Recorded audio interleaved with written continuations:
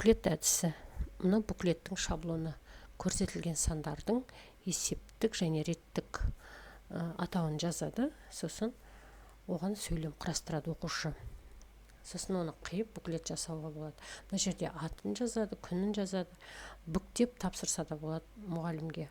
Әртүрлі нұсқада әртүрлі сандарды, мына сандарды мысалы алып тастап, басқа сандарды мұғалім бере алады. Енді қалай қолданылады?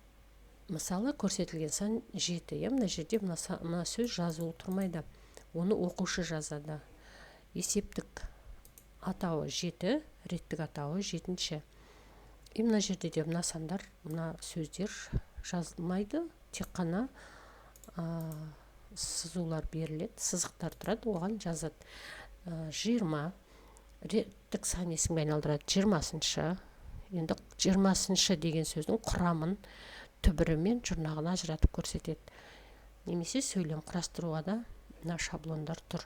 Мысалы 8, 8-ші реттік, 8 түбірі, інші, ол жұрнағы.